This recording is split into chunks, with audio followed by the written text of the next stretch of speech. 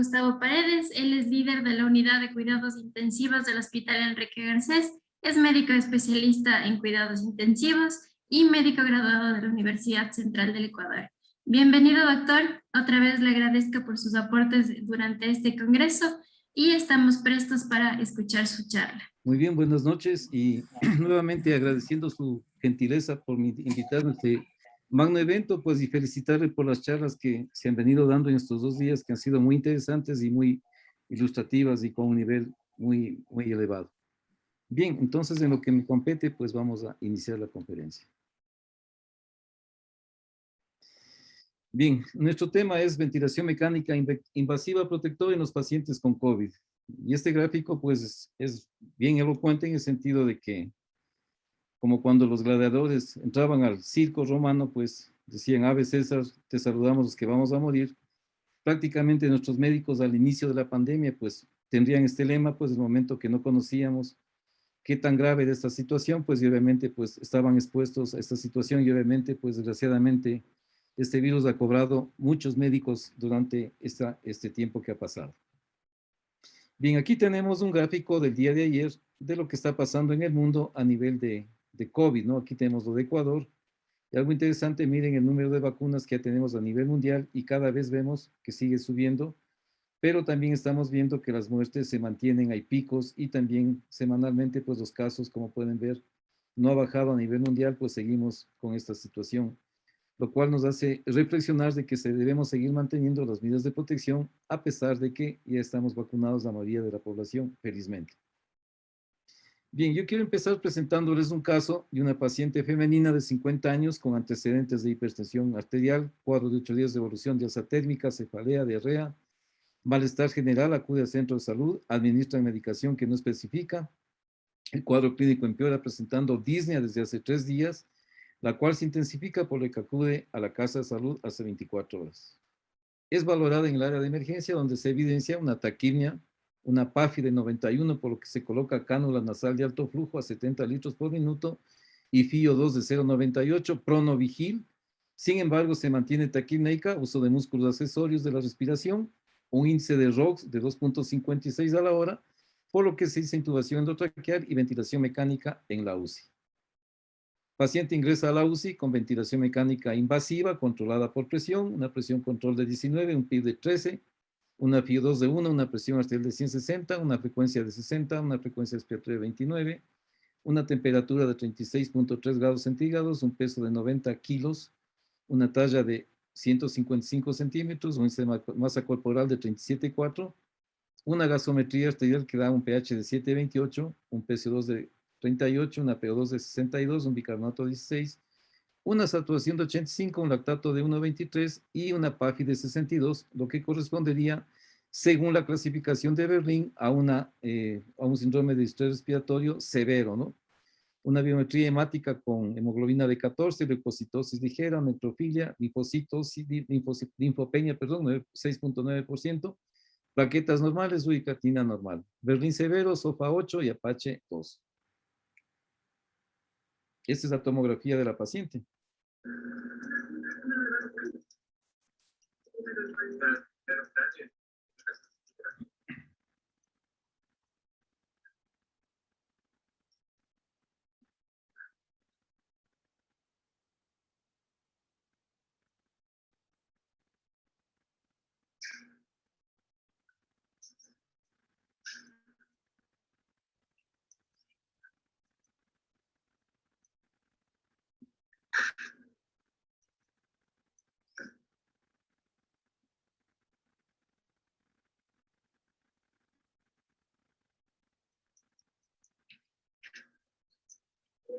Como podemos observar, pues prácticamente ocupado casi el 100%, con muy pocas áreas ventiladas, la mayoría son condensaciones y obviamente pues un paciente totalmente complicado para el manejo. Bien, estos fueron los valores, caramba. Estos fueron los valores del paciente el momento del ingreso a la terapia. Tenemos 7,23 de pH, una PO2 62, un CO2 de 38, los valores de ventilación mecánica, como pueden ver aquí.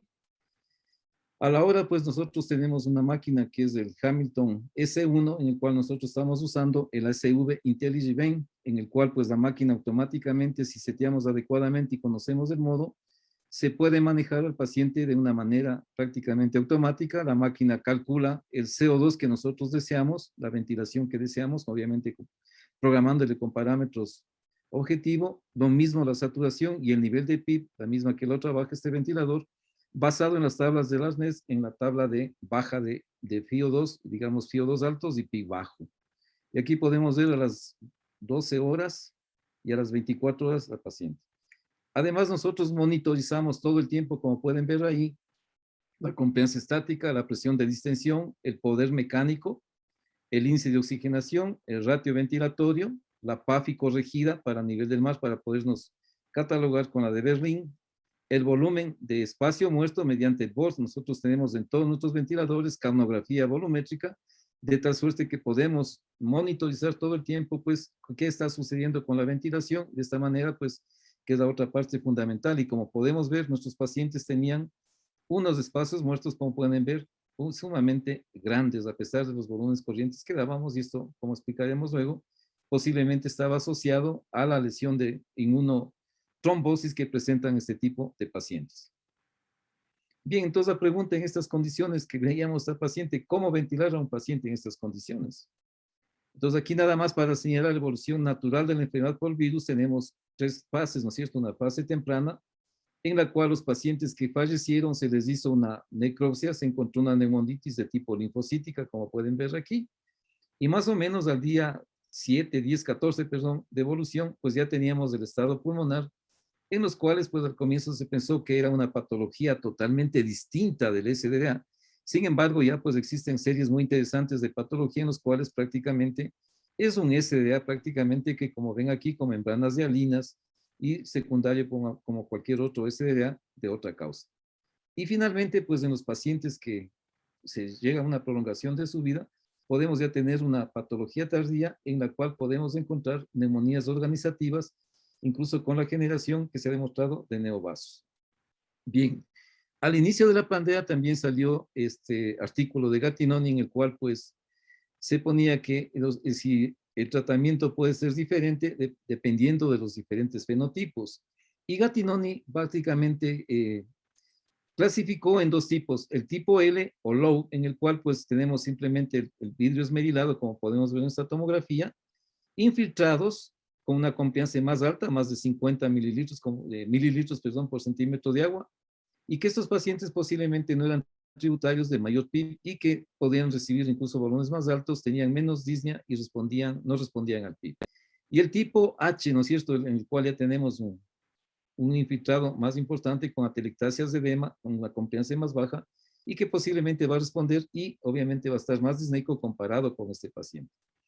Al hacer la tomografía podíamos ver aquí que obviamente estos pacientes su peso de pulmón es mucho más bajo, más alto digamos que los pacientes que están comprometidos, en el cual vemos que hay una gran condensación y podemos ver que este paciente tiene ya un problema severo. Y aquí podemos ver también que la PAFI en este paciente tenía con 0,8, fíjense, con máscara Venturi tenía esa PAFI. Y en el peso que hacíamos hace un momento, tenía apenas de 1.108 gramos con 7.8% de un pulmón no aireado y 4.200 un paciente totalmente adecuado. Pero en el paciente que presenta ya esta condensación, como más o menos la paciente que hemos presentado, tendría ese peso, un 50% de aireado y obviamente un volumen al final de expiración bastante bajo, como pueden ver.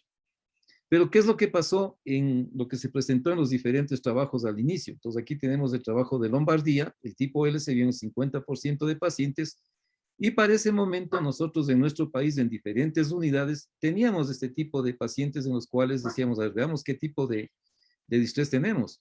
Y vemos en una serie de 30 pacientes que apenas de 4 pacientes, o sea, el 13% tuvieron este patrón. 0 pacientes en 26 pacientes y un 4% en 69 pacientes que tuvieron esta patología. Y en el norte de Italia, pues también se tuvo que el 20 a 30% de los 150 pacientes del norte de Italia tuvieron el componente H. Entonces, como pueden ver ustedes, la mayoría de nuestros pacientes ingresan ya con este patrón que estamos viendo aquí abajo o de la placa que habíamos presentado de nuestra paciente. Bien, y aquí tenemos las diferentes estrategias que se pueden usar para el manejo de este tipo de pacientes. Entonces, aquí están algunas cosas que surgieron durante, como explicación de la fisiopatología. Entonces, vimos que la inmunotrombosis, si bien se presenta en otro tipo de estrés, en este posiblemente era de mayor magnitud. Y algo muy interesante fue la famosa disregulación vascular, en la cual, pues, los pacientes, como explicaremos en una siguiente diapositiva, había una disregulación de la vasodilatación, digamos, de la vasoconstricción hipóxica, y obviamente esta sangre, que normalmente cuando hay hipoxemia de las áreas que están atelectásicas o están ocupadas, esa sangre se deriva a unas áreas mejor ventiladas para que haya una mejor relación de ventilación-perfusión. Sin embargo, en este caso se vio que esas áreas, se iba esa sangre hacia áreas que estaban shunteadas y obviamente aumentando produciendo, digamos, mayor compromiso de la oxigenación porque existió una menor ventilación y mayor perfusión. De esta manera, como veremos en la siguiente gráfica, cómo es lo que interviene esto. Bien. Entonces, en la fisiopatología ya veíamos prácticamente los signos clínicos que se señaló en la charla anterior, los factores de riesgo que más o menos son muy parecidos a lo que se ha presentado en varias series, los hallazgos respiratorios típicos del SRA, los fenotipos 1 y 2, y finalmente la ventilación mecánica protectora, que puede generalmente conducir, por ejemplo, una progresión del Billy a la microtrombosis y finalmente, pues algo que fue una catástrofe, creo que a nivel mundial y sobre todo en nuestras unidades, las infecciones cruzadas y las infecciones nosocomiales, asociadas a la salud, lo que generó que la mortalidad aumente ostensiblemente en nuestras unidades. Bien, entonces cuando estamos abocados a un paciente con esta patología, estamos ventilando un paciente que por un lado está inflamado, con todo este consejo que ya se ha señalado en la fisiopatología, versus un paciente que todavía tiene algunos alveolos normales, de los pocos que le quedan. Todos conocen que estos pacientes se comportan con un síndrome de estrés respiratorio agudo, con lo que se conoce como baby lung, es decir, un pulmón de niño en el cual pues prácticamente por la gran ocupación, que ocupa hasta el 75% de su parénquima pulmonar, con este tipo de exudado pues nos quedaría un 25%. Entonces, la ventilación mecánica, ¿dónde va? Va a tratar de evitar que nosotros con el ventilador mecánico dañemos el resto de alveolos que todavía están sanos. Y en alguna manera, pues posiblemente algunos alveolos que no estén tan comprometidos como vemos acá, posiblemente con las maniobras que veremos a continuación, podríamos de alguna manera recuperar y de esta forma, pues mejorar el pronóstico de sus pacientes y tener una ventilación más adecuada. Esta es una tomografía de positrones, de emisión de positrones, y aquí se puede ver los diferentes patrones que tenemos en el mismo paciente en un corte, por ejemplo, aquí. Entonces aquí vemos, por ejemplo, alveolos hiperinflados, alveolos normales que pueden ver aquí, alveolos colapsados que posiblemente van a ser reclutables, y finalmente alveolos no condensados que no aireados, los cuales obviamente no podrán ser reclutados y obviamente pues este paciente pues tendrá un peor pronóstico. Bien, y aquí lo que ya señalábamos, entonces vamos a tener unidades, por ejemplo, con una ventilación alta y una perfusión baja. Lo que hemos visto, un edema, digamos, un espacio muerto en el cual pues esto está dado ya sea porque iatrogénicamente estamos poniendo demasiada presión alta en la vía aérea a un nivel de PIB, o el paciente, pues por inmunotrombosis, pues está ocupado y obviamente sus alveolos que están ventilados pero no perfundidos.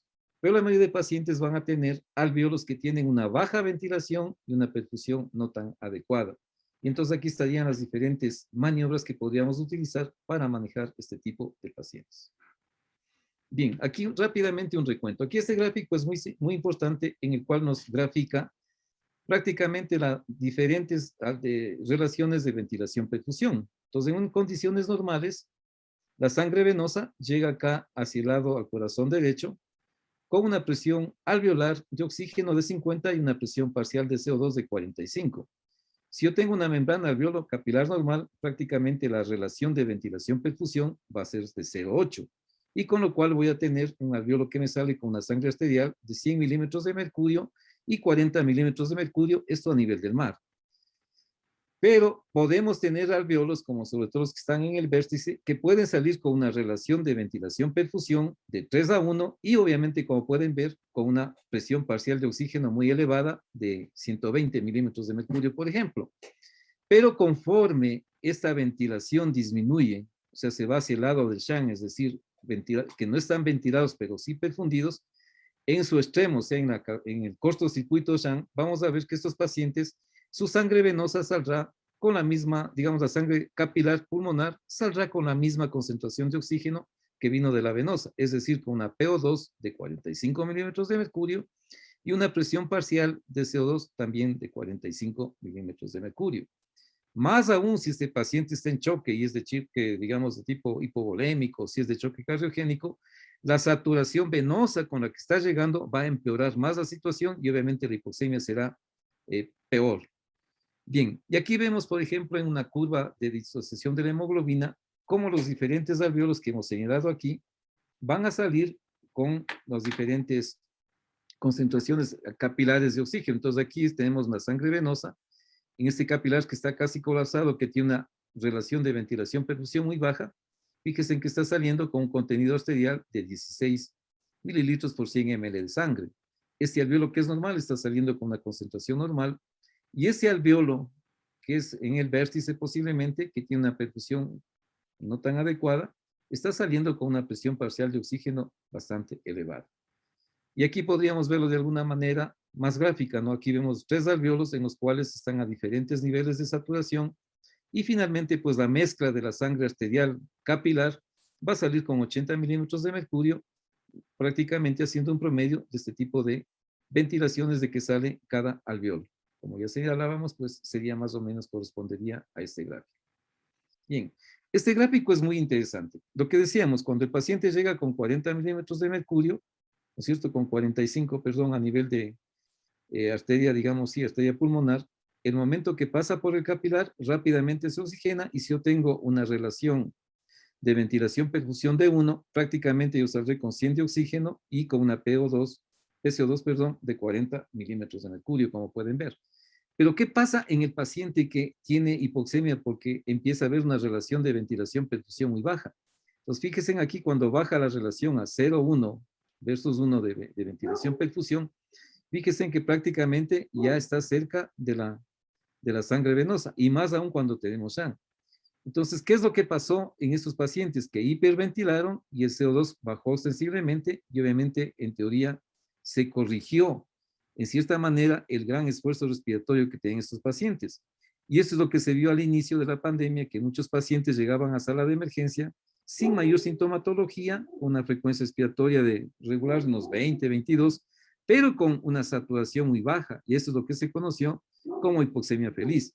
Como el centro respiratorio fue capaz de compensar esa falta de aire, obviamente pues el CO2 bajó y obviamente el centro respiratorio ya no estaba tan excitado en el sentido de que vaya a producir una hiperventilación y el paciente tiene la disnea. Obviamente que estos pacientes, si se profundizaba más de hipoxemia, como veíamos que en pocas horas, estos pacientes, como en el caso que presentamos, que vino en 3 días de luego de su sintomatología de falla respiratoria, llegaba en esas condiciones paupérrimas y muchos pacientes incluso no alcanzaron a llegar a la emergencia y fallecieron. De ahí que muchas veces nosotros, como desde terapia intensiva, planteábamos a los médicos familiares, a la gente que ve primer nivel, que entre una de las medidas sería la educación a los pacientes para que tengan oxímetros y tengan su propia bitácora, de tal manera que acudan tempranamente al hospital y se evite esta complicación tan severa como la que acabamos de señalar. Bien, ¿cómo funciona una unidad de terapia en cuanto al manejo ya protocolizado de la ventilación mecánica? Entonces los protocolos ya son checklists o son prácticamente procesos bien estandarizados para el manejo de los pacientes. En cierta manera, como por ejemplo la intubación endotraqueal secuencial, debe seguir unos pasos como pueden ver. O sea, no puede saltarnos del primero al séptimo, sino que tiene que tener un orden. Pero ya en el manejo de un paciente tan complicado como es un paciente con SDA severo, ¿no es cierto?, que tiene múltiples complicaciones, que todos los pacientes tendrán una PAFI, por ejemplo, muy baja, que son obviamente severos, pero que tienen características fundamentales. Entonces, es importante individualizar la terapia, no ponerles a todos los pacientes el mismo tratamiento, sino individualizar Y como pueden ver aquí, por ejemplo, pues ya que paso del paso 1 me irá al 4 y finalmente de pronto al B, o sea, terminar aquí. O será que vaya al punto 2, luego al 6, luego regrese por acá y obviamente termine en esto. Entonces, con esto quiero decir, si bien los protocolos nivelan el nivel de variabilidad que existe entre los médicos, pues estos deben ser prácticamente no escritos en piedra y tienen que ser tomados de una manera racional, de tal suerte que tenga la mejor opción de optimizar el tratamiento en este tipo de pacientes. Entonces, esta es una de nuestras camas de unidad de terapia intensiva en las cuales tuvimos la suerte de unos meses que nos prestaron un tomógrafo de impedancia eléctrica, con el cual pues prácticamente podíamos setear y ir viendo cómo respiración a respiración el paciente va o no va mejorando. Entonces, en primer lugar, tenemos lo básico que se monitoriza, el electrocardiograma, una línea arterial, una presión venosa central, una saturación de oxígeno. Por otro lado, el ventilador mecánico, tenemos ventiladores de primera línea, de alto, como decíamos, como el Hamilton S1, en el cual podemos tener una ventilación de asa cerrada y sumamente de alto nivel, como ya hemos señalado, lo cual va a generar que nosotros podamos medir en todo momento, como veían en esa bitácora, el monitoreo de la ventilación mecánica, que es básico para evitar, obviamente, la lesión inducida por ventilador. La presión de distensión, la presión meseta y, obviamente, la camografía volumétrica. Entonces, todos estos factores son importantes en el manejo y en el resultado final. Por otro lado, tenemos el monitoreo hemodinámico. Nosotros en nuestra unidad lo implementamos desde hace prácticamente desde el 2011. Tenemos una experiencia prácticamente de 10 años en el manejo exclusivo con monitoreo hemodinámico. Nuestros médicos residentes que están capacitados al 100%, una valoración hemodinámica avanzada, con tanto valoración sistodiastólica del ventrículo izquierdo, y valoración del ventrículo derecho, más eco pulmonar y más eco, digamos, básico de hígado, vías biliares, prácticamente se demoran 3 minutos, obviamente cuando hay buenas ventanas. Pero la mayoría de médicos realmente lo consiguen este dato pues en unos 3 a 5 minutos y con lo cual pues ya tenemos para una toma de decisiones y un manejo más adecuado, cercano pues a los valores funcionales que debemos tener. El eco pulmonar que ha cobrado bastante acogida, realmente eso lo hacemos como hacíamos desde hace 11 años, y prácticamente pues lo que vamos a ver son las líneas famosas B, si es que existen no condensaciones, de neumotores y derrames, y ir comparando en los días siguientes, y obviamente el paciente cuando ya está respirando, ver la movilidad del diafragma y también el espesor para ver si este paciente está haciendo no atrofia o está haciendo demasiado trabajo respiratorio. Y esto nos sirvió sobre todo en los pacientes que fueron a cánula nasal de alto flujo para ver si existe o no un trabajo respiratorio excesivo. Por otro lado, pues al comienzo de nuestra pandemia tuvimos el manejo de la sedo-relajación. Nuestros pacientes, casi todos los pacientes van a relajación con bloqueo neuromuscular y en los cuales, pues, para poder darnos cuenta de qué tan sedados y qué tan analgesiados están y de una manera indirecta la relajación, tenemos el CONOX, con el cual, pues, nosotros podemos manejar estos pacientes y obviamente optimizar eh, el tipo de sedo relajación. El otro punto fundamental que desgraciadamente no lo tenemos es el monitoreo no mínimamente invasivo con el pico, ¿no es cierto?, con el volumen, en el cual nosotros básicamente lo que nos va a dar es el agua extrapulmonar y el índice de presión de vascularidad, de permeabilidad vascular pulmonar, con el cual vemos si esta agua extrapulmonar que tenemos en exceso corresponde a un edema pulmonar de tipo cardiogénico o a un tipo de estrés respiratorio. Y obviamente, pues a pesar de que el paciente pueda necesitar por las valoraciones funcionales hemodinámicas de respondedor al líquido, posiblemente la dosis que vamos a dar va a ser mucho menor y tal vez soportarnos un poco más con noradrenalina, con el objeto de aumentar la presión media sistémica, de esta manera el retorno venoso, y obviamente pues va a mejorar el gasto cardíaco. Entonces, desgraciadamente esta herramienta no tenemos, pero se ha visto que los pacientes que tenían SDA severo, obviamente se beneficiaron de una restricción de líquidos y obviamente pues posiblemente el uso más temprano de vasopresores. De paso, cabe señalar también que estos pacientes de choque séptico que veíamos, por ejemplo, en H1N1, que tenía realmente una liberación bastante alta de citoquinas y que produjo un choque vasodilatador, sin embargo, aquí no lo hemos visto. Y el choque que hemos visto realmente es secundario pues, a las drogas, digamos, pseudoanalgésicas, en este caso completamente al propofol, que produce una gran vasodilatación y que obviamente con dosis muy pequeñas de noradrenalina, como 0,02, 0,03, realmente no ha habido problema. hemos tenido ya problemas de choque séptico en los pacientes que han avanzado hacia una neumonía asociada a la ventilación mecánica. El otro pilar fundamental, pues obviamente es el soporte nutricional, la prevención de sobreinfecciones, que esto fue realmente al comienzo no tan factible dado, pues en los trajes tenían 3 guantes y obviamente la gente no cumplía casi con todas las medidas. Y finalmente, pues tenemos la tromboprofilaxis, la anticoagulación, la cual pues prácticamente la hacemos como con cualquier otro paciente que esté en terapia intensiva, que esté encamado y que necesita una ventilación mecánica prolongada. Entonces, más o menos, esta era nuestra aproximación para el monitoreo y manejo de nuestros pacientes en forma global. Bien, aquí simplemente yo lo que se presentó en la charla anterior, pues la clasificación de Berlín, la cual nos ha servido para tomar medidas, digamos, estrategias ventilatorias dependiendo de la gravedad. Entonces, en esto los objetivos de la ventilación mecánica, ¿cuáles van a ser? Es asegurar, pues, la seguridad de una oxigenación, evitar el BILI, el confort, que hay una buena sincronía, bajar el trabajo respiratorio, sobre todo en los pacientes que están despertándose, que están en posición supina y que obviamente queremos liberar de la máquina. Y como ven esto, pues, para disminución de la ventilación mecánica. Aquí simplemente para señalar los diferentes hitos que se han ido dando con los diferentes trabajos en el tiempo y obviamente los posibles estudios que se realizarán en un futuro no muy lejano. Aquí se ha programado hasta el 2025. Bien, aquí tenemos la misma tabla, pero ya con las diferentes medidas o estrategias ventilatorias. Entonces aquí, por ejemplo, se ha señalado que un paciente que tiene un distrés leve, que sería una PAFI menor de 200 para arriba, perdón, podría ser tributario de ventilación no invasiva en tiempos no COVID. Y obviamente aquí cobró muchísima importancia la cánula nasal de alto flujo. Esto fue fundamental y algo interesante que hicimos en nuestra unidad fue el pronovigil prolongado. Es decir, un pronovigil muy similar a lo que hacemos en el prono en paciente ventilado mecánico, es decir, más de 16 horas y con lo cual se consiguió. La mortalidad que tenemos con cánula de alto flujo con distrés moderado prácticamente es del 15% en nuestra unidad, o sea, algo muy interesante, y existieron ya trabajos en los cuales se manifestó que el COVID se le hubiera ganado antes de entrar a la unidad de terapia intensiva si usaban cánulas de alto flujo. Como se señaló en la charla anterior, apenas se genera los aerosoles una distancia de 29 centímetros, lo cual es controlable y obviamente pues el paciente además de la cánula se le pone una mascarilla de tipo quirúrgica con el objeto de que no genere más aerosoles y además va a mejorar.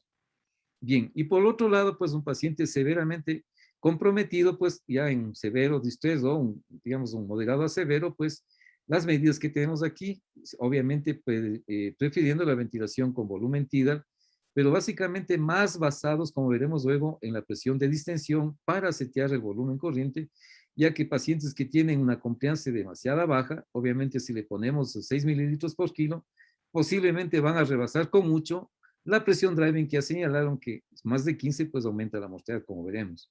La posición prona fue prácticamente que hemos realizado en un 84 a 90% de pacientes, el bloqueo neuromuscular prácticamente a todos los pacientes, maniobras de reclutamiento, obviamente que ya vamos a ver según si es que el paciente es reclutable o no, y obviamente la titulación del PIB basado pues en estas maniobras de reclutamiento.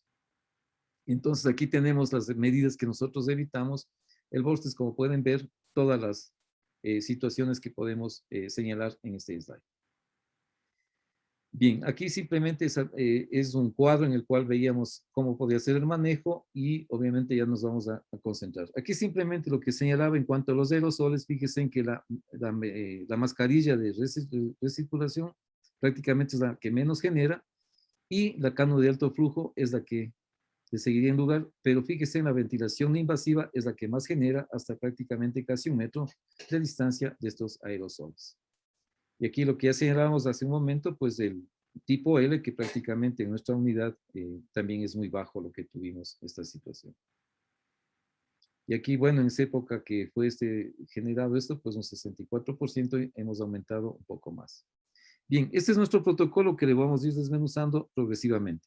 Pero aquí lo que quiero señalar básicamente son 2 cosas. Las horas, ¿no? Desde 0 horas prácticamente hasta 72 horas en los cuales pues el paciente podemos ya conseguir los objetivos o no. Y otra cosa importante, fíjense en el lado derecho, la valoración hemodinámica completa, tanto del ventrículo derecho e izquierdo, como pueden ver, y mantener obviamente estos parámetros adecuados para conseguir un mejor suministro de oxígeno, que es el objetivo final, de que nuestros tejidos lleguen con suficiente oxígeno para mantener. Entonces, obviamente, si hay un compromiso muy severo en la oxigenación, y obviamente si habría también un compromiso hemodinámico, este suministro va a estar detrimentado y de esta manera, pues el paciente va a tener una complicación. Entonces, la parte hemodinámica como la respiratoria son tan importantes que vayan de la mano y obviamente setear los parámetros ventilatorios de tal manera que no produzcan una interacción cardiopulmonar catastrófica, sobre todo por sobrecarga del ventrículo derecho y obviamente pues una disminución del gasto cardíaco por falla ventricular aguda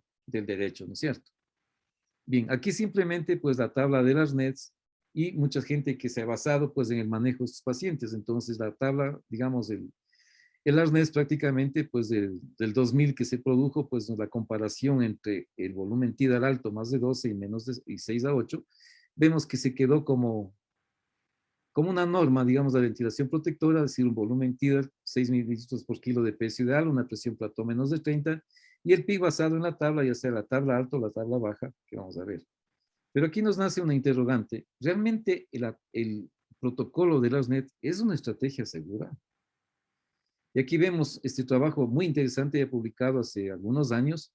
Fíjense, tenemos dos pacientes que tienen un distrés severo y vemos aquí que el paciente A tiene una mejor ventilación aireada, pero y está con ventilación protectora, con la que señala el arnés. Pero fíjense en este paciente, en rojo que pueden ver, ese paciente está hiperinflado. Entonces, posiblemente este tiene una menor confianza, una presión de distensión mucho mayor, y esto genera pues que el paciente obviamente tenga peor pronóstico. Y aquí tenemos una histopatología de este paciente con volumen manejado con las NES, no digo que todos los pacientes va a pasar esto, pero fíjense en que podría llegar a esta situación a pesar de que, entre comillas, este paciente está con una ventilación protectora. Entonces, ¿qué es la presión de distensión que tanto hemos hablado? Es la presión de conducción de las vías aéreas respiratorias, es la presión necesaria para superar el retroceso elástico del sistema respiratorio. Y este sería un surrogado de lo que se conoce como el strain. O sea, el estrés, que sería que el rato que ponemos un volumen X o una presión en la vía aérea, va a generar una distorsión del parénquima pulmonar. Y esta distorsión del parénquima va a producir un cambio en el volumen en el pulmón y es lo que se conoce como strain. Que eso lo podemos medir con tomografía de impedancia eléctrica o medirle con el lavado de nitrógeno a través de un ventilador, como es el de General Electric, en el cual podemos medir la capacidad funcional residual, pero obviamente no todos los pacientes, digamos, no todas las unidades tienen ese ventilador y obviamente pues un surrogado sería muy sencillo en el lecho del enfermo, esta presión de distensión que equivaldría como un surrogado de este famoso strain. Y entonces la diferencia es importante. Este fue un trabajo muy interesante, es un trabajo no experimental, sino simplemente un análisis de los casos que se han visto y veíamos qué es lo que pasa con la ventilación mecánica y se vio qué pasaba con la presión de distensión. Entonces, en este trabajo de Amato vemos que los pacientes se les ventiló con una presión plató de menos de 30 que están metidos del lobe, el estrés, del alveolo, y por eso tenemos 1.745 pacientes y se vio que los pacientes estaban ventilados menores de esto. ¿Qué pasó con la driving pressure? Aquí se vio que una presión driving menos de 15 hubo una gran diferencia significativa. ¿Qué pasó con la presión plató menos de 30? Fíjese, ni más de 30, prácticamente no hubo mayor cambio en este trabajo, ¿no? Y obviamente el volumen tidal también, si fue mayor de 7,5 menos 7,5, tampoco hubo diferencias en el momento. Pero la que sí se demostró fue que tenía que ver con la mortalidad, fue la presión de distensión, como acabamos de señalar. Bien, en este gráfico podemos ver lo siguiente. Aquí tenemos un paciente que tiene el mismo nivel de PIB, pero que tiene diferentes presiones de distensión, porque se va incrementando la presión platón, como pueden ver. Y aquí en el bajo tenemos el riesgo relativo de morir de estos pacientes conforme aumenta. Entonces aquí podemos ver que aquellos pacientes que tuvieron una presión driving mayor, ¿no es cierto? Vemos que también el riesgo relativo de morirse es mucho mayor. Como pueden ver, llega aquí hasta 1,5. ¿Qué pasó en aquellos pacientes que se mantuvo una driving pressure igual? O sea, ya sea aumentando el PIB o manteniendo esta situación. Vemos que el riesgo relativo prácticamente se mantiene igual. Pero ¿qué pasó en aquellos pacientes en los cuales la driving se logró bajarse, la presión de distensión, como pueden ver aquí? Obviamente vemos que a menor presión driving, obviamente la mortalidad es mucho menor comparada con los que tuvieron una presión de distensión mayor de 15, que sería el corte. Aquí podemos ver qué pasó cuando se descalonó el volumen corriente desde 10 mililitros, como ven, hasta tan bajo como 4, y podemos ver que tampoco hubo un cambio en el riesgo relativo de muerte. O sea que el volumen corriente, como pueden ver nuevamente en este trabajo, pues prácticamente no demostró que sea el que determinaba la mortalidad. ¿Qué pasó con la presión plató? Con la presión plató y obviamente con la driving pressure vemos nuevamente que estos pacientes que disminuyó su driving pressure, obviamente su riesgo relativo de morirse también fue mucho menor conforme bajaba y manteniendo la presión plató constante, pero bajando, digamos, la driving, obviamente se consiguió. Entonces, como pueden ver, la presión driving es fundamental y obviamente, pues, se podría decir que nosotros cuando tenemos una compliance para setear el volumen, lo ideal sería multiplicar la compliance que tenemos con el valor máximo que podemos aceptar de driving en este trabajo de 15 y ese sería el volumen corriente adecuado. Me explico, por ejemplo, si un paciente tiene un peso de 60 kilos y yo le pongo 36, digamos 6 por kilo, sería 360 ml. Pero si este paciente tiene una compliance de 10, 360 para, para 10 prácticamente va a ser 36 mililitros, digamos 36 de driving pressure, lo que estaría fuera del rango. Entonces, si en este paciente yo quisiera ponerle un volumen corriente ajustado a su volumen, a su baby land, en este caso tendríamos que multiplicar 10 por 15, sería prácticamente 150. Entonces, posiblemente este paciente sería un candidato para ECMO o para una terapia de circulación extracorpórea como remoción de CO2, cosa que en nuestro país no lo tenemos o hay centros muy pocos que lo hacen, pero no en una cantidad adecuada. Y hemos tenido este tipo de pacientes en los cuales hemos llegado a ventilar con 2.8, 2.9 mililitros por kilo de peso, ajustado a la compliance del sistema respiratorio, pero obviamente el pago, digamos, el precio que tenemos que pagar va a ser un aumento incrementado terriblemente el CO2 y obviamente, pues, por suerte estos pacientes, su riñón ha respondido adecuadamente y han tenido alcalosis metabólica compensatoria y de tal manera que los pH han sido más de 7.25, a pesar de mantener 70, 80 milímetros de mercurio de CO2, sin compromiso del ventrículo derecho y obviamente, pues, como pueden ver, se ha podido manejar de esta manera. Pero obviamente sus pacientes tienen un mal pronóstico, como veremos. Entonces aquí vemos que el coste en este trabajo de Amato, pues prácticamente es de 15 para abajo, pues baja el riesgo relativo y pasado esto, pues se incrementa ostensiblemente.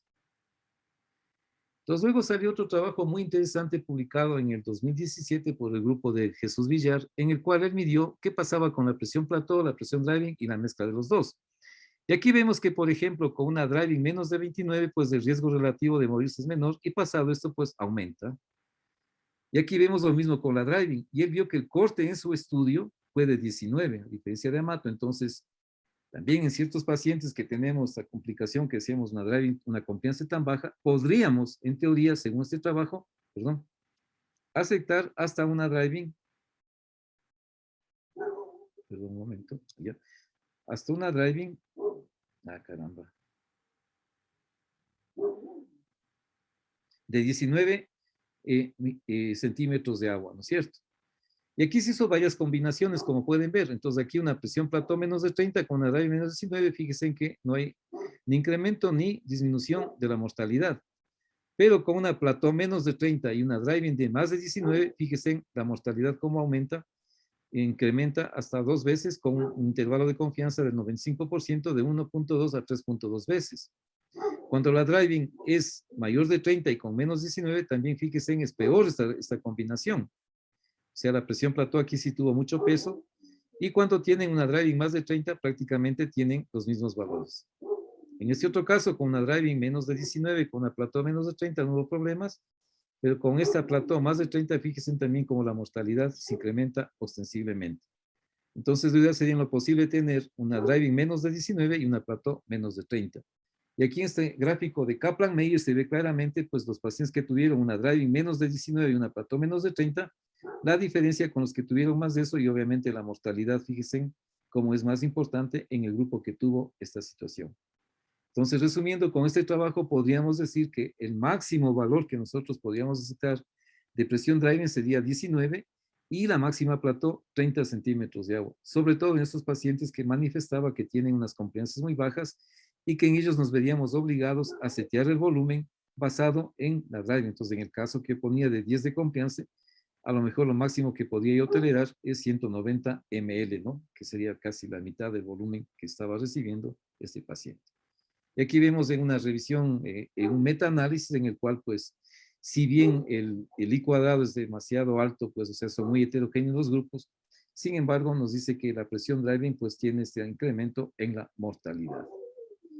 Y aquí tenemos nuestro trabajo, son datos de nuestra unidad en los cuales pues todavía no están publicados por las situaciones que conocen todos. Y vemos que desgraciadamente la presión meseta, la presión driving, el volumen T de las 24 horas, el nivel de PIB, prácticamente tienen unas áreas muy bajas, obviamente no son predictores de mortalidad. Fíjense en las áreas tan bajas, tal vez la presión driving tiene un poquito más alto, pero su intervalo de confianza es muy bajo, ¿no?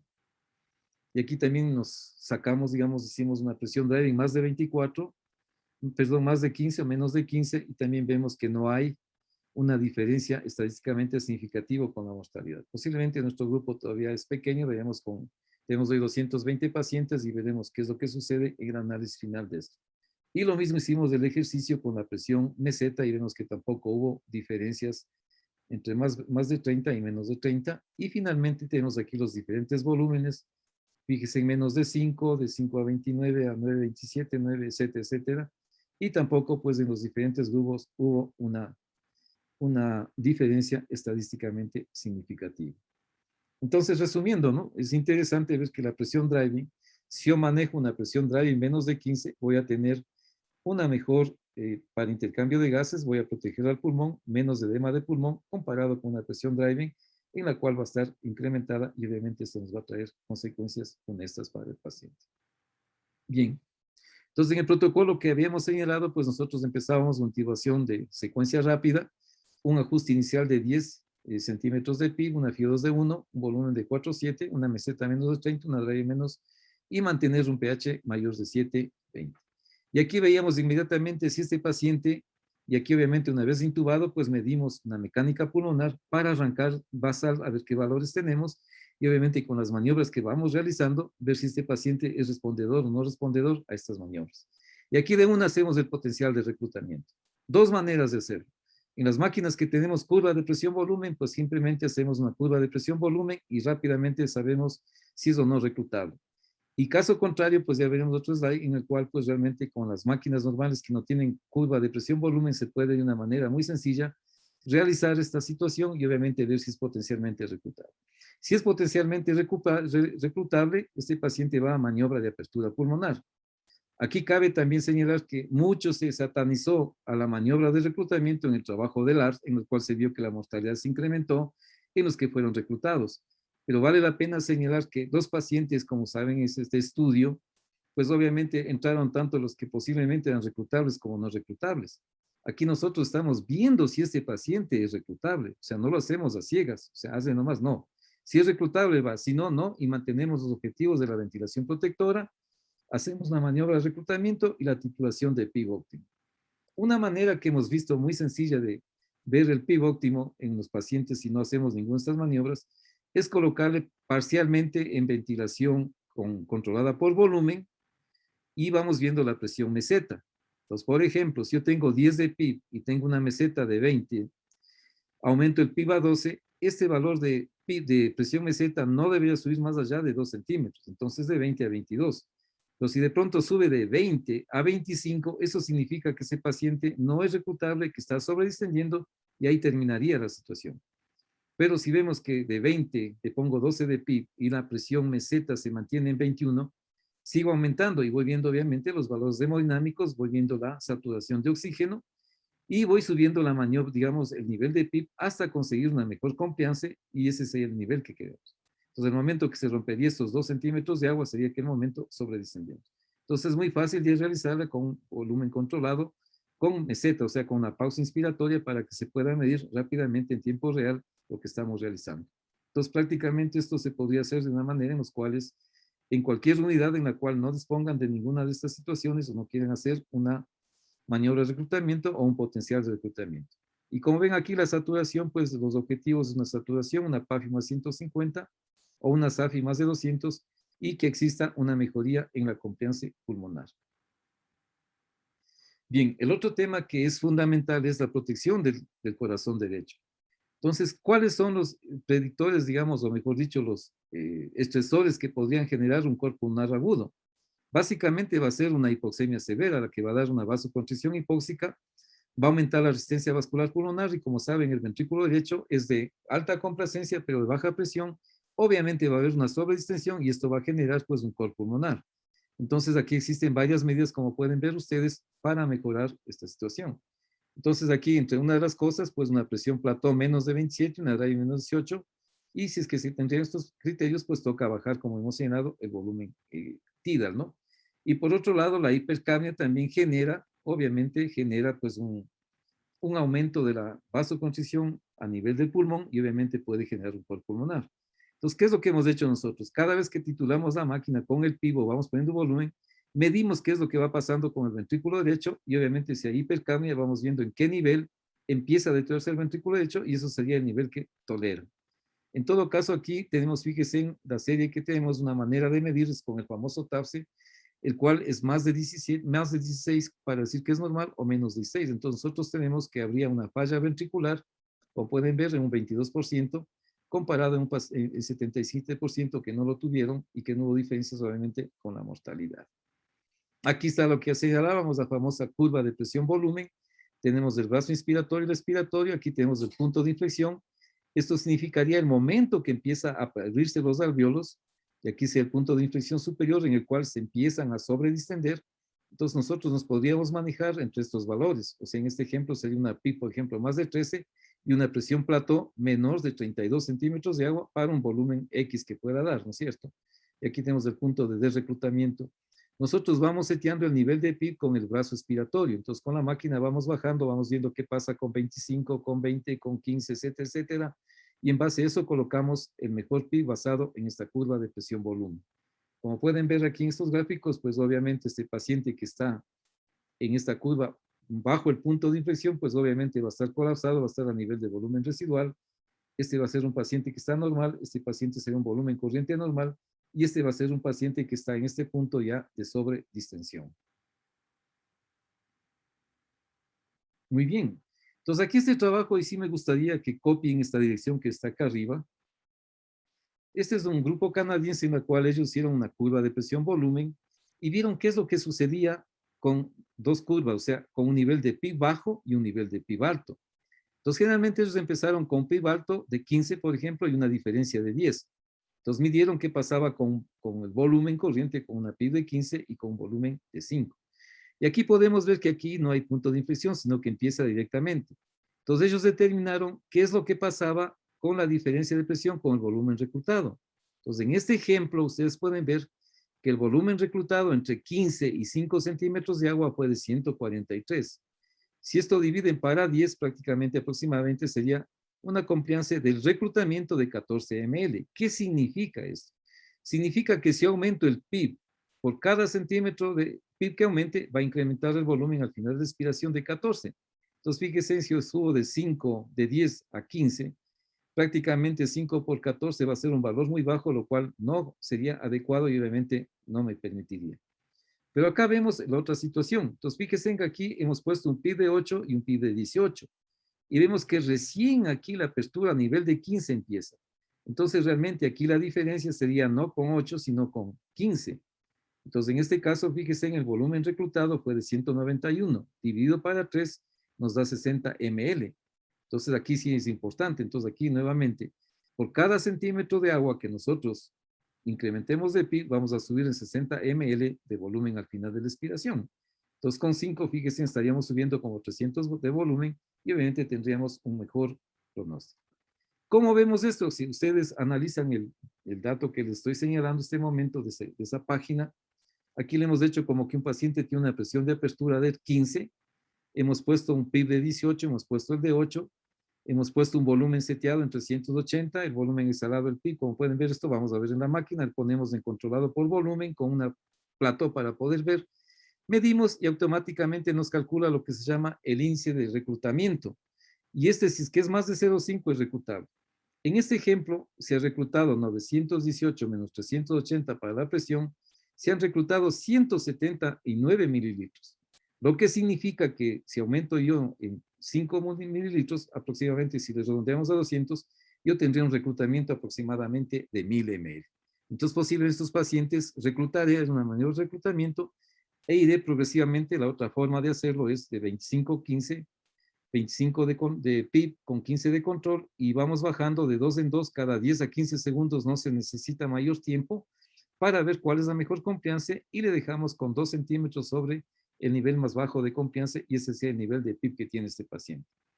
Es interesante ver que en estos últimos tiempos han llegado pacientes con confianzas de 35, de 40, y que aparentemente, según el trabajo de Gattinoni, no serían reclutables. Pero en el momento que hemos hecho el mayor reclutamiento y con saturaciones muy bajas, de 70, de 65%, con FIO2 de 1, y el momento que hemos hecho estas maniobras, estos pacientes al cabo de pocos minutos llegan a tener saturaciones de 97, y nos ha permitido ir bajando el nivel de FIO2, y obviamente se han quedado incluso supinados, no han necesitado de una ventilación pronta. Entonces yo les invito a que revisen esta página. Es muy fácil de hacerla y es una herramienta bien útil en el hecho de enfermo para poder optimizar el nivel de PIB. Bien, acá seguimos con el paso 2 en todos los objetivos. Si este paciente no mejora, pues vamos a la prona. Aquí nosotros hemos llegado a hacer pronos prolongados hasta de 4 o 5 días, y hemos visto que estos pacientes, a diferente de los H1N1, por ejemplo, son un poco lentos en cuanto a la maniobra de prona. Cuando no son reclutables, se demoran más o menos, empiezan a las 10, 12 horas a reclutar. Pero si ya nos han podido bajar a 70, 60 de saturas, digamos, de concentración de oxígeno, lo cual nos ha permitido. Y como pueden ver acá, nuevamente hacemos un potencial de reclutamiento una vez que está en prona, y vemos que si es que esta es, pues posiblemente nuevamente generamos este de acá. Y por otro lado, ¿no? Pues este objetivo sí lo mantenemos, como pueden ver ustedes, este tipo de maniobras. Bien, unas palabras en cuanto a la ventilación prona. No cabe duda del estudio de Proceva, que salió en el 2013, la mortalidad en el grupo control fue de 30%, y en el grupo experimental, o sea, en los pronados, fue de 16%. Entonces, fíjense, hay una reducción del 14%, claro, es una reducción de riesgo absoluto de morirse de 14%. Si usted divide 100 para 14, no sé cuánto de, pero es un valor muy bajo de NNT. Bien, ¿qué es lo que pasa en un paciente que está en posición supina? Tiene una forma cónica el pulmón.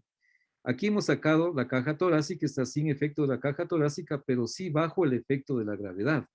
Y aquí vemos que la gravedad, el paciente, la presión transpulmonar, que sería la diferencia entre la alveolar y la pleural, vemos que los alvéolos que están en la parte ventral están más distendidos comparados con los alvéolos que están en la parte dorsal.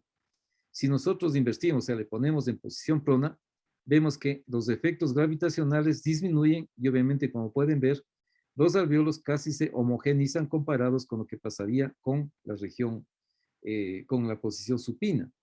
Cuando ya le ponemos la caja torácica, vemos que esta tiene dos influencias. En la parte ventral, como pueden ver, aumenta, ¿no es cierto? Como pueden ver, aumenta la expansión de la caja torácica, y esto genera también que aumente el diámetro de los alvéolos, o sea, que tengamos hiperextendidos. Pero a nivel de las bases, esta caja torácica está presionando, está comprimiendo los alvéolos, como pueden ver, y de esta manera, pues, tenemos una mayor, dos efectos, ¿no? La gravitacional y obviamente el efecto de la caja torácica, mayor compresión, mayor, digamos, zonas de Chang, y obviamente, pues, mayor compromiso en oxigenación. El momento que le ponemos en posición prona, vemos que prácticamente la expansión ventral se mantiene, o sea, genera, digamos, que se expanda el pulmón que está topando el lecho de enfermo, ¿no es cierto?, la cama, y los alvéolos, pues, prácticamente tienen una disminución de la caja torácica, y obviamente, pues, estos alvéolos no se llegan a distender como vemos acá, sino que se mantiene una homogenización de los alvéolos. Cuando hacemos una tomografía, aquí vemos, este es el nivel de relación entre gas y tejido. Entonces, en el supino normal vemos que estos pulmones en la parte dorsal y en la parte ventral, vemos que en la parte ventral tienen una relación de 5,5, por ejemplo, a 1, comparado con el tejido, y en la base tienen más o menos de 2,1. En el paciente en distrés pueden ver que la relación en la parte dorsal, como estamos viendo en esta situación, va a ser mucho más baja, pero sin embargo también ven que en la ventral tiene también algo de sobredistensión, como podemos ver aquí. Cuando le ponemos el decúbito prono, fíjense en que se homogeneiza prácticamente la relación entre tejido y esto. Y en el pulmón normal, como pueden ver ustedes, disminuye la sobredistensión a nivel de los vértices, y aumenta la relación de ventilación, digamos, de tejido de gas comparado con el tejido, como pueden ver aquí. Entonces, obviamente, estas son las características por las cuales la ventilación prona va a mejorar. Y lo que señalábamos, entonces, esto no se consigue en pocas horas, entonces son pronos prolongados. Entonces, en el vigil, que nosotros hemos usado más de 16 horas, obviamente, pues vamos a tener estos mismos resultados en el momento que lo hacemos. Y acá podemos ver, en cambio, la relación que tiene con la fracción de Shank que tienen los pacientes. En este gráfico estamos presentando las diferentes perfusiones que tiene el tejido pulmonar en las diferentes secciones. Y esto en rojo que está sería la fracción de Shank que tiene el paciente. Entonces, por ejemplo, en este último esquema de aquí, esto correspondería a un 13% del pulmón. Y fíjense que el 91% de esta perfusión sería una relación de ventilación-perfusión prácticamente de 0, o sea, de 1. Entonces, obviamente, pues fíjense, aquí hay un zoom muy importante en la posición de supina. El momento que le ponemos prono, fíjense que prácticamente se mantienen casi las mismas relaciones de perfusión a nivel pulmonar, pero el zoom, como pueden ver, disminuye ostensiblemente. Y esto hace que mejore, obviamente, la oxigenación. Entonces, todos esos son los factores que van a determinar que un paciente en posición prona mejore ostensiblemente. Con esta, pues, y obviamente, se nos permita poder tener, obviamente, los parámetros ventilatorios protectores. Aquí simplemente ya para terminar con la posición prona, vemos que aquí están casi colapsados los alveolos, los sobredistendidos, y cuando pronamos prácticamente se homogenizan los alveolos. Por otro lado, pues entre todos los efectos, el peso del corazón desaparece porque está comprimiendo el ventrículo, digamos, del pulmón izquierdo por el peso del corazón, mientras que aquí prácticamente el peso del corazón desaparece y obviamente nos da una mayor ventilación, perfusión y obviamente pues una mejoría en la oxigenación. Y finalmente pues acá vemos que si estos objetivos no se cumplen, pueden ir a la hipoxemia refractaria con una PAFI menos de 80 que sí le hemos tenido y pacientes finalmente fallecen, ¿no? Y aquí sería una opción pues del bajo que no lo podemos hacer por obvias razones en este tipo de pacientes del ECMO y esto. Y aquí pues los volúmenes de tiradas bajos, una presión de aire de nuevo que conseguiríamos con esto. Y si hay una acidosis refractaria respiratoria, pues obviamente pues también terminaría en esta situación y caso contrario pues iríamos por este brazo de acá. Bien, este es otro paciente que está en prona, fíjense con todos los juguetes que decimos nosotros, ventilado, obviamente en prona, tenemos el eco, la tomografía que tuvimos un par de meses y obviamente pues un ventilador de primera línea de punta, ¿no? Y con todos los aditivos. El otro pilar fundamental que nosotros lo manejamos fue el uso de la sedación y analgesia. En lo posible nosotros no usamos benzodiazepinas, ya que estas producen una gran respuesta de delirio en el momento que le estamos delirando, retirando la ventilación mecánica. Entonces usamos propofol y obviamente ven que también se usó desmetomidina en el momento que esos pacientes empezaban a despertar. Pero como pueden ver, las dos son mucho menores de muchos protocolos que muchas unidades de nuestro país lo usan, gracias a lo que decíamos al CONOX, ¿no? En el cual podemos ver tanto la saturación, el nivel de dolor y también de alguna manera pues el nivel de relajación. Entonces, bien difícil en un paciente que esté relajado saber si necesita o no más sedación. Entonces, una manera lógica de manejar, de optimizar este tipo de situación sería esto, ¿no? Aquí está otro protocolo simplemente para los que tenían PAPI menos de 150, por ejemplo. Bien, ¿qué pasa ya con el paciente que empieza ya a recuperarse, que empezamos a tratar de despertarle, ¿no es cierto? Este paciente puede presentar lo siguiente, que sea un esfuerzo respiratorio excesivo, o sea, un drive respiratorio. ¿Y esto qué nos va a dar? Puede ser por una asistencia ventilatoria insuficiente o una insuficiente sedación. Y entonces vamos a tener dos efectos que realmente se han topado en mucho en esta época, sobre todo en cuanto no solo al pulmón, sino también a la función diafragmática. Y entonces lo que acabamos de señalar va a generar que haya una disfunción diafragmática muy importante y por otro lado va a producir lo que se conoce como el PECILI, o sea, la lesión inducida por el paciente al tener un esfuerzo inspiratorio aumentado, un drive respiratorio grande, ¿no es cierto? Y lo mismo va a generar a nivel de diafragma, va a producir esta situación. Pero ¿qué pasa cuando en cambio el esfuerzo inspiratorio es insuficiente por excesiva sedación? Va a generar a nivel de diafragma una atrofia por desuso. Es una sobreasistencia, va a generar un miotrauma. Y por otro lado, una excesiva asistencia también va a generar, si no está colocado adecuadamente los parámetros, el estrés y el famoso estrés en el baby lung. Y obviamente, pues si es que los tiempos inspiratorios no son colocados adecuadamente, son muy cortos, va a generar un doble disparo, lo que va a generar pues un bilio. Si un paciente que está recibiendo de pronto 360 hace un doble disparo, será 760. Y si eso hace unas 20 veces por cada minuto, obviamente ya pueden ver el daño que está generando este bilio. Y por otro lado, si tenemos también excesivo PIC, va a generar sobredistensión, o si tiene insuficiente PIC, va a generar fenómenos de apertura y reapertura que también van a generar la teletrauma y obviamente pues se traduce en un baby lung, digamos, un estrés del baby lung y un strain. Y por otro lado, pues la predisposición biológica, sobre todo si este paciente se infecta, va a tener ya una inflamación sistémica y obviamente que también va a pegarle al pulmón y obviamente va a generar.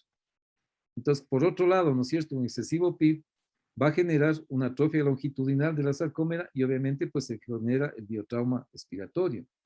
Acá, en cambio, las disincronías, ¿no es cierto? Las sincronías respiratorias, de trigger reverso, el ciclado prematuro, los esfuerzos inefectivos, también van a dar un biotrauma excéntrico, ¿no?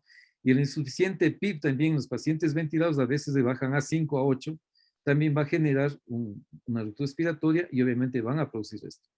Entonces, obviamente, como pueden ver, debe haber un balance tanto para la protección pulmonar como la protección diafragmática, lo cual pues ya vamos a ver cómo se podría hacer esto. Entonces, aquí para señalar lo que puede pasar en un paciente que tiene un esfuerzo inspiratorio muy importante en el momento que le estamos liberando de la máquina. Entonces, aquí en el paciente que está ventilado mecánicamente, ustedes conocen que la presión de distensión, digamos la presión transpulmonar, es la que genera en última instancia el volumen corriente que va a entrar a cada alveolo. Entonces, en este ejemplo, la presión transpulmonar sería igual a la presión alveolar menos la presión pleural, en este ejemplo, 20 centímetros. Pero también no nos olvidemos que dentro del pulmón están los capilares y esta presión también está generando una interacción con la presión capilar pulmonar. Entonces, en este ejemplo, 12 que tienen el capilar, menos 10 tendríamos 2 centímetros de agua de presión transvascular. Entonces, obviamente no genera mayor extravasación de líquidos. Pero, ¿qué pasa en un paciente que está respirando espontáneamente, que tiene trabajo respiratorio, que le vemos que está exagerando sus esfuerzos respiratorios, mantiene la misma presión y aquí fíjese en la presión pleural, 30 está generando una presión transpulmonar, como pueden ver, de 50 centímetros de agua y esto ya va a generar bilio. Pero además produce ingurgitación del capilar y aumento de la presión capilar, lo cual está generando un líquido intersticial, mayor edema de pulmón y obviamente incluso mayor edema a nivel del capilar, digamos ya del alveolo. Y esto nosotros lo podemos manifestar en el momento que hacemos el eco. Entonces, con el eco pulmonar que hacemos seriado todos los días, vamos viendo qué nivel de líneas ve. Entonces, de pronto vemos si el paciente empieza a respirar espontáneamente y vemos que empieza a tener esta situación, inmediatamente vamos a ver que se produce mayor edema intersticial y mayores líneas B y obviamente pues tendremos que tomar una medida y posiblemente, desgraciadamente, nos ha tocado retroceder y pasar nuevamente a una ventilación controlada totalmente. Bien, por otro lado, ya para liberarle de la ventilación mecánica, básicamente debemos considerar que existe en varios órganos que están involucrados, el cerebro, el pulmón, el corazón, los músculos respiratorios. Entonces, fíjense, la sedación per se puede generar, como pueden ver aquí, una pobre calidad de sueño, delirio, depresión, que a la final va a determinar un difícil destete y una prolongada ventilación mecánica. Esta sedación, ¿no es cierto?, aumentada, va a generar un apropiado nivel de soporte ventilatorio, lo cual, ¿en qué se traduce? En una disincronía, una sincronía con el ventilador paciente, el trigger reverso que veíamos, el doble disparo, pérdida de la ventilación protectora, obviamente, inflamación local sistémica, porque está generando una acción directamente sobre nuestros alveolos, y finalmente termina por acá. Por otro lado, ¿no es cierto? Esta disincronía va a generar una lucha con el ventilador. El paciente va a estar peleando con el ventilador, va a generar esfuerzos inefectivos, perdón, esto va a generar esfuerzos y esto va a generar una lucha con el ventilador. Y esto va a dar agitación, esto va a aumentar la sedación y fíjense en la interacción que tiene. Y todo esto que estamos señalando, como ya vimos en el slide anterior, va a generar una injuria diafragmática y una disfunción, lo cual, como pueden ver, el efecto final va a ser una depresión, digamos, una dificultad en el destete y una prolongada ventilación mecánica. Y además, o sea, ustedes saben que el virus también es multisistémico la afectación. Entonces, por ejemplo, por citar nada más de nuestra serie, el 50% de los pacientes que ingresaron tenían falla renal aguda. CADIGO 1, 2, obviamente que apenas de 7% necesitó de terapia de sustitución renal y obviamente en el transcurso de su evolución pues mejoró su función renal y terminaron con CADIGO prácticamente con valores normales. Pero acá vemos que a nivel cerebral también pues puede haber encefalopatía y muchas veces va a ser muy difícil separar si tiene o no encefalopatía de un paciente que esté delirante, no tanto activo como pasivo. Entonces fíjese en toda esa situación que se dio totalmente trastornó en la parte de destete de estos pacientes, pues en otras circunstancias, pues con los criterios normales que tenemos, estos pacientes salían, pero en nuestro caso vimos que esto no se dio. ¿Qué es lo que nosotros hemos hecho para poder monitorizar? Hemos manejado con presión soporte, para nivel de PIB, monitorizamos el volumen tidal que sea menos de 9 mililitros por kilo de peso ideal en el paciente que está respirando espontáneamente. Monitorizamos que casi todos los ventiladores tienen la famosa P01. Si es que está en una cánula nasal de alto flujo, usamos el ROX, y si está en ventilación no invasiva, el HACOR, ¿no? Y optimizamos la sedación con desmetomidina. O sea, salimos de opiáceos, con esto no deprimimos el centro respiratorio y obviamente va mejor. Y aquí nació algo interesante que se está proponiendo y que se está realizando en muchas unidades, sobre todo en la mía, en la cual nosotros podemos medir la compliance dinámica. Entonces aquí pueden ver ustedes que tenemos una presión pico en este ejemplo de 15 centímetros porque tiene un PIB de 9. 9 más 6 son 15 de presión, con 6 de soporte 15. Ponemos una pausa inspiratoria y a diferencia de lo que pasa en el paciente que ponemos una pausa inspiratoria en un paciente que está ventilado, controlado, en vez de que baje la plató, sube aquí. Y esta diferencia, porque aquí el paciente está haciendo un esfuerzo porque le estamos tapando y aquí podemos que en esta respiración el paciente, fíjense, hace un gran esfuerzo tratando de abrir la válvula inspiratoria. Entonces, la diferencia que hay entre la presión pico y la presión plató con esta oclusión sería la presión muscular que está generando el paciente. Con este dato que ahora ya tengo 23, yo puedo calcular la drive dinámica. En este ejemplo, que teníamos 6 de PIB y 23, sería una presión driving de 14. En términos generales, este valor de driving pressure en el paciente que está respirando espontáneamente con esta maniobra no debe ser más allá de 17 centímetros de agua. Caso contrario, tendremos que aumentar la sedación y como decíamos, desgraciadamente nos ha tocado volver a una ventilación totalmente controlada. Aquí están los valores de cómo se hace la PSU01. Muchas máquinas automáticamente lo calculan. Simplemente es la caída del esfuerzo inspiratorio durante los primeros 100 milisegundos, cuyo valor normal es de 1,5 a 3,5.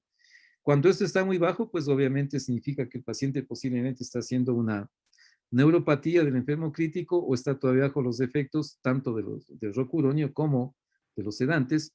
Y en cambio, cuando el paciente tiene un drive respiratorio exagerado, pues obviamente también, como veíamos, va a generar una, digamos, una lesión autoinfligida por el ventilador, digamos, por el paciente. Este trabajo es muy interesante en la cual se midió tanto la P01 como el valor de la presión de oclusión expiratoria del paciente. Y aquí vimos que si la presión sexo de 1 es menor de 4 y la presión de oclusión es menor de 10 centímetros de agua, como pueden ver aquí, obviamente estos pacientes no recayeron, no necesitaron, digamos, volver a la ventilación. Y tenemos un área bajo la curva muy interesante, ¿no? 0,84, con un intervalo de confianza que va de 0,7 al 100%, o sea que es un valor excelente. Entonces, si nosotros tenemos una P sub 0,1 menor de 4 y un volumen corriente menos de 9, podemos mantener la ventilación espontánea y el momento que estamos liberando. Caso contrario, si este paciente tiene más de 4 centímetros y menos de 15 centímetros de agua el momento que obtuvimos la pausa, con una pausa expiratoria, este va a tener un 63% de deterioro en las 24 horas.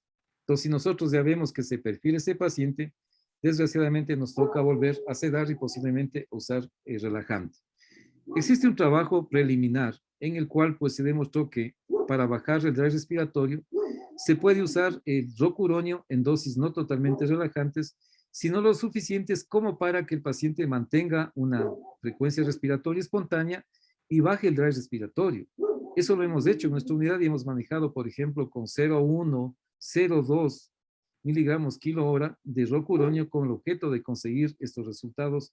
Y obviamente no están publicados los datos, pero se tiene así digamos, la percepción de que posiblemente sí se logra conseguir que se baje estos valores a estos de acá y obviamente el paciente pueda mantenerse en una ventilación espontánea.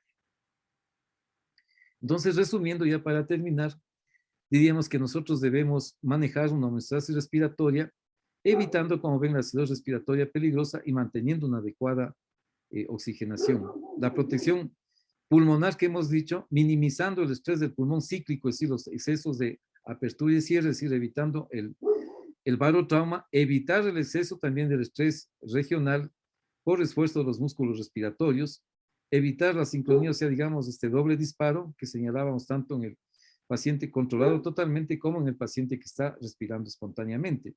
En el que está respirando espontáneamente, nosotros hemos bajado el ETS, o sea, el trigger respiratorio, hasta 5%, porque obviamente estos tiempos inspiratorios, las constantes de tiempo, mejor dicho, estos pacientes son tan pequeñas, dado su confianza tan baja.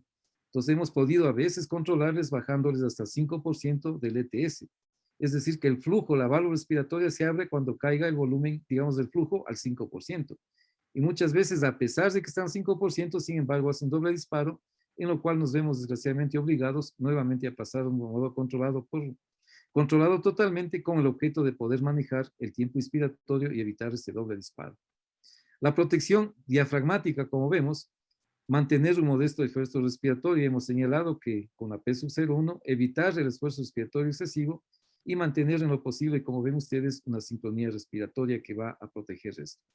Y mejorar los pacientes pronósticos con el alivio de la disnea, tratar de acelerar la liberación lo posible, evitar las complicaciones, sobre todo las neumonías nosocomiales, la debilidad propia del paciente de la terapia, y obviamente con esto tratar de reducir la mortalidad. Y en última instancia lo que nos interesa es alargar el estado funcional a largo plazo mediante los QL, que son los índices de calidad de vida que pueden tener estos pacientes. Perdón, aquí podemos ver un resumen rápidamente de lo que sería el manejo de estos pacientes, pues muy simplificado obviamente. Y el manejo del SEDA, nosotros hemos hecho una analogía con lo que sería un agujero negro. Un agujero negro, como pueden ver, consta de una zona de horizonte en el cual cualquier partícula que caiga o cuerpo celeste puede tener todavía un chance de escapar o ser atrapado y finalmente ser comprimido, lo que se conoce como la singularidad. Entonces, ¿qué es lo que nosotros tenemos como médicos? Tenemos el conocimiento, los artículos, la producción que se ha dado. Como pueden ver, se han producido miles de artículos en esta pandemia, unos contradictorios, otros no contradictorios, unos que vuelven, no vuelven, o sea, una serie de cosas, pero debemos tener este conocimiento básico. Y nuevamente, el SDA que manejamos ha sido muy similar a los SDA que ya conocíamos. Entonces, los principios generales de manejo son muy similares a lo que ya conocíamos. Pero esta pandemia nos ha permitido tener un conocimiento más cabal, dado el número de pacientes y la oportunidad que nos ha dado de aprender de esta pandemia. Entonces, si nosotros mantenemos un buen nivel de conocimientos, una buena formación, asociado con una buena práctica, aterrizando estos conocimientos en una buena práctica, vamos a tener una aplicación adecuada del conocimiento. O sea, no podemos ser muy pragmáticos ni muy teóricos, sino una combinación de los dos. ¿Qué nos va a llevar esto? Que la terapia tenga éxito o tenga fracaso, y este fracaso termine en la muerte. Y aquí un concepto fundamental, que si bien la evidencia es fundamental, pero no es lo mismo que racionalidad. Entonces, la racionalidad debe primar sobre todas las cosas el momento de una toma de decisiones, con toda la experticia que tengamos en un trabajo conjunto con el personal médico que está a nuestro alrededor, y obviamente basado en las mejores evidencias, pero no, digamos, cerrarnos a una sola situación, sino analizar todo el contexto que tiene este paciente, que es muy complejo, como han visto, de manejar, y obviamente solo basado en una racionalidad en el manejo, pues tendremos unos resultados mejores. Cabe aquí agradecer a todo el personal médico, ¿no? Sobre todo personal joven, médicos que están en formación, posgradistas y también gente de Vengante de Beca, que son personas muy jóvenes que han dado el pecho a las balas, y obviamente pues una felicitación y un agradecimiento muy afectuoso a este tipo de médicos que pusieron su vida prácticamente en esta pandemia. Y finalmente, pues este mensaje final para terminar, muchísimas gracias por la invitación nuevamente, pues y espero que hayamos topado los tópicos más fundamentales en el manejo de un paciente en ventilación invasiva. Muchas gracias. Muchas gracias, doctor Paredes, por su excelente exposición. Le agradecemos por todos los conocimientos vertidos, ha sido muy completo. Tenemos una pregunta que se repite en cuanto a las maniobras de reclutamiento. ¿Qué maniobras específicamente se deberían realizar en un paciente para determinar si es reclutable o no? Ya habíamos señalado al inicio, no sé si me permiten ponerles de nuevo este slide. Sí, doctor. Ya le comparto, espérense un ratito.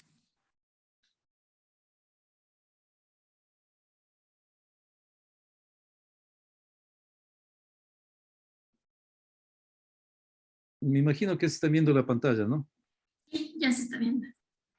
Entonces, en un ventilador que yo tengo la curva de presión-volumen, yo puedo generar esta curva de presión-volumen. Y entonces, ¿qué es lo que vemos nosotros? Si esta curva, como pueden ver aquí en el brazo inspiratorio, tiene, como ven, esta pequeña concavidad, y al medir a nivel de 20 de presión que está aquí, la diferencia que es el histeris, la diferencia entre el brazo inspiratorio y expiratorio, el volumen corriente es más de 500 ml, este paciente es reclutable. Entonces, ¿qué hacemos? Nuevamente ponemos una curva de presión-volumen, le ponemos 40 centímetros de agua y ponemos una pausa de 15 centímetros de agua. Digamos de 15 segundos, perdón. Hacemos, o sea, esta maniobra, nuevamente generamos una nueva curva de presión-volumen y medimos a nivel de 20 cuánto se reclutó del volumen. Si es que hubo una buena respuesta, obviamente empezamos nuevamente ahora a bajar el nivel de PIB para ver en la mejor confianza. Entonces, por ejemplo, me voy a inventar, supongamos que en 15 centímetros de agua yo tengo la mejor confianza, el valor que yo le voy a setear de PIB va a ser de 15 centímetros de agua. Pero también señalábamos que desgraciadamente nosotros no tenemos, todos los ventiladores tienen esta curva de presión-volumen. Y entonces hizo un trabajo muy interesante este que ven aquí, que es con el índice de reclutamiento.